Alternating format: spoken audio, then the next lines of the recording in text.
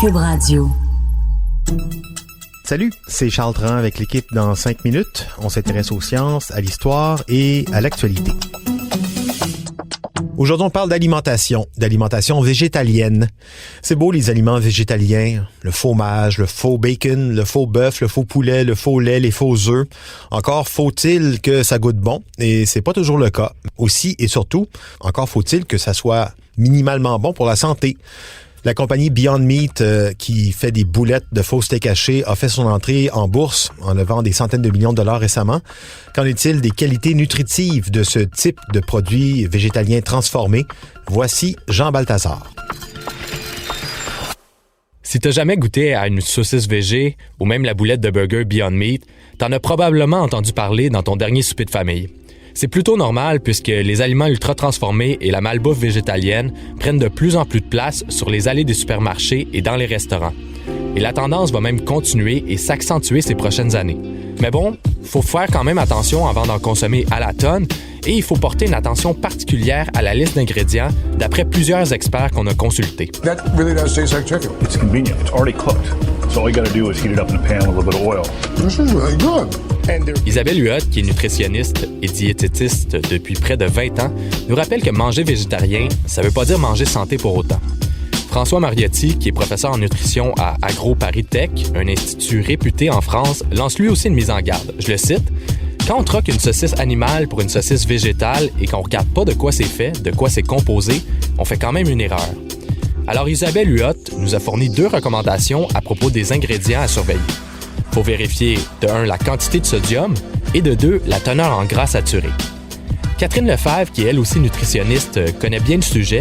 Elle a récemment publié la 2e édition de son livre « Sucre, vérité et conséquences », dans lequel elle s'est beaucoup intéressée à l'ultra-transformation, entre autres pour les aliments végétaliens. Elle est d'avis qu'il faut réduire sa consommation de produits animaliers, mais elle pense pas que c'est intéressant, d'un point de vue de la santé et de l'environnement, de retirer par exemple une viande blanche, comme de la volaille, pour se tourner vers des fausses viandes ultra transformées. Mais bon, ça veut pas dire non plus qu'il faut crucifier tous ces produits-là. Isabelle Huot tient à rappeler qu'au final, les listes d'ingrédients des produits végétaliens ou végétariens sont quand même généralement plus intéressantes que celles des aliments à base de viande. Par exemple, elle a récemment comparé différentes sortes de bacon cuit, dont une à base de protéines végétales. Son verdict, c'est les tranches de bacon veggie de Eve Veggie Cuisine qui sont de loin le meilleur choix avec seulement 1 gramme de lipides et aucun gras saturé par tranche de 13 grammes. C'est sûr, les avis divergent sur l'utilisation de ces aliments ultra-transformés et on comprend qu'ils ne sont pas tous bons pour la santé, mais la majorité des experts se sont entendus pour dire qu'ils représentent une porte d'entrée pour ceux qui désirent modifier leur alimentation. La chef spécialisée en cuisine végétale, Stéphanie Audet, explique que les produits ultra-transformés s'adressent par exemple à un végétarien qui est encore en processus de découverte, qui se dit qu'il s'ennuie de manger un burger, qu'il l'a encore pas loin de la bouche. Le chef vegan Jean-Philippe Cyr, qui est devenu populaire grâce à ses capsules YouTube, est lui aussi en faveur des substituts végétaliens. Il dit que si ça peut faciliter la transition pour les gens qui arrivent dans un barbecue avec des saucisses vegan au lieu des saucisses ordinaires, tant mieux. Il rappelle quand même que la clé pour une bonne alimentation, ça demeure de cuisiner soi-même avec des produits peu modifiés.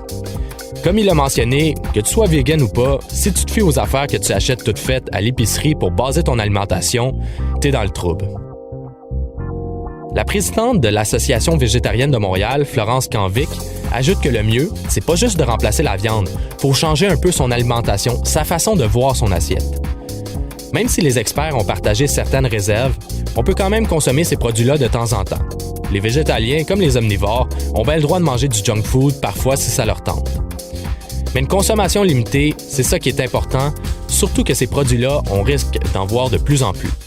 Jean-Philippe Cyr pense que cette tendance des aliments ultra-transformés devrait s'échelonner sur 4-5 ans. Florence Canvic, la présidente de l'Association végétarienne de Montréal, confirme qu'avant, c'était un marché de niche et là, c'est vraiment en train de croître. Il y a de l'argent à faire avec ça et c'est pas les lentilles qui font rêver les gens, c'est plus la galette Beyond Meat ou des choses un peu plus extravagantes. D'ailleurs, selon des chiffres du ministère de l'Agriculture, des Pêcheries, de l'Alimentation du Québec, la vente d'aliments sans viande s'élevait à 125 millions au Canada en 2011 et elle devrait atteindre près de 180 millions en 2021. Et les producteurs de bovins du Québec et l'UPA, l'Union des producteurs agricoles du Québec, ont déposé une plainte à l'Agence canadienne d'inspection des aliments vis-à-vis de l'appellation viande végétale qu'utilise justement l'entreprise Beyond Meat pour désigner certains de ses produits. Ce qu'ils disent, c'est que si c'est une boulette de viande, c'est de la viande. Si c'est une boulette végétale, c'est végétal. Eux suggèrent d'ailleurs à l'entreprise Beyond Meat d'appeler leur produit boulette de protéines végétales. Ça fait un petit peu moins rêver quand même. Hein? Et en plus, ça me rappelle un débat quand j'étais tout petit, le débat célèbre sur la margarine. Hein? Quand je te dis passe-moi le beurre, passe-moi pas autre chose. Eh oui. Merci beaucoup, Jean Balthazar. C'était en 5 minutes.